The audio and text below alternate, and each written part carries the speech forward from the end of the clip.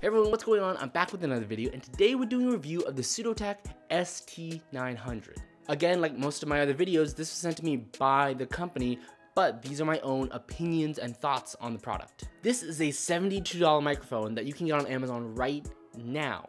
And so far, I'm really happy and genuinely surprised at how good it is. Right off the bat, I like this mic, but stick around and let me explain why I like it. A lot of the components, if not all, are actually just made of metal. The microphone arm, the shock mount, and even the microphone itself are all made of metal.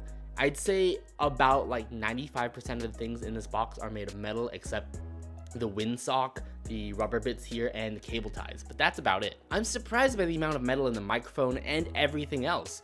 It just makes it feel like a quality product. The entire microphone is a matte black metal finish. There's a physical mute button here with an LED to tell you when you're recording or when you're completely muted. Green for on and red for muted. That's pretty simple. There's even something about the USB cable that makes it feel so much different. Probably because it's matte and not really that shiny, and it's probably because it's a little bit thicker too, so it feels sturdier. Anyway, enough about the build, because it's not really about how the mic looks and feels. It's about the sound. I mean, because come on, this is a microphone after all. Now we're gonna do a sound test of how the microphone sounds. Right now I'm using the shotgun mic, but now I'm switching over to this microphone. And I'm gonna just turn over here and talk to this microphone directly to get the best audio that I can. I'm about maybe 6 inches away from the microphone. This is a front address microphone, so anytime you're facing the Sudotack logo, that means that you can just speak to it directly and it'll pick up anything from in front of it, like a cone shape. It'll also pick up a little bit of noise from the sides, but it shouldn't be picking up anything from the back. And that's what a cardioid microphone does. And if you're a gamer, podcaster, or streamer, then a cardioid style microphone is perfect for you because it'll basically pick up any of the audio that's directly in front of the microphone. Really nice that it also includes a shock mount just in case I'm slamming on my desk or whatever, that the vibration doesn't travel all the way up into the microphone itself. So now we'll switch back to this microphone, and after listening to the audio that I recorded just a moment ago, I have to say that the sound quality is really nice. I mean, when I first plugged it in and went into Discord and just talked with my friends on it, they really liked the audio, and I didn't have to adjust any settings in order to get it to sound just the way I wanted it to sound, which is to say the fact that it just works. And that's what I liked about it. It's plug and play and I don't have to worry about any of the settings. If you couldn't tell, I really like this microphone so far. From the physical button that allows you to mute and the LED that tells you when you're muted, to the build quality, which feels premium, to the sound quality, which is great for just plug and play, to the inclusion of the microphone arm.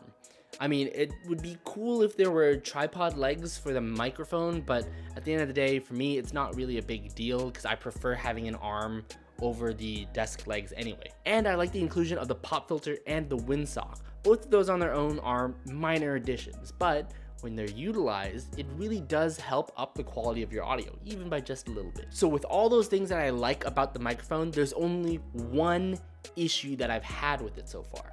And this can be a big deal or a small deal depending on whether or not you use the headphone jack. Let me explain. If you use the built-in headphone jack on the microphone, you can listen to yourself talk, which is great for monitoring how loud you are when you're gaming or streaming. The bad news is you can't really adjust that headphone jack audio level. So for example, you can set your game or Windows output to the headphone jack and you can listen to your game, and that's fine, but your audio from the mic will always come in at almost full level. So even if you set your Windows volume to basically almost 0, like 2, your voice is still coming in at almost full level again, which is also separate from how it would come in Discord. So your friends are hearing you at a different level than you're hearing yourself and hearing the game. As far as I can tell, there's no way to adjust this incoming volume into your ears because there's not a physical volume button or a gain button on the mic. It's loud. It is really loud. It is so loud that I'm always on edge to where if I hear a loud noise in the background, I'm gonna rip these things off my head because it is non-adjustable and it's very loud. And I've said loud a lot in that last sentence or so, but that's how bad it is. But with that being said, now, none of this is an issue if you never use the headphone jack on this microphone.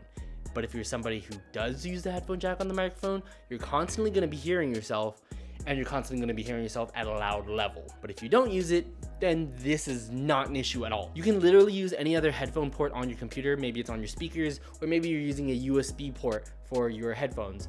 That doesn't matter, it's a separate thing. But if you plug it into this, that's what's gonna give you the issue. That's just my warning to you. Aside from that, if you're looking for a well-priced, well-built microphone, then this is a perfect product and I highly recommend it. For $72, it's great for somebody who's trying to get started into streaming or podcasting or even just for regular gaming. The build quality is amazing, the sound quality is amazing, and if you can get past not using the headphone jack for monitoring your audio, then it's perfect. But if you are somebody who does want to monitor your audio through the headphone jack on this microphone, then I would say that is probably a deal breaker for you. Anyway, those are my thoughts on the Sudotack ST-900. Let me know what you think of this microphone. Is it well priced? Is the headphone jack issue a huge problem for you?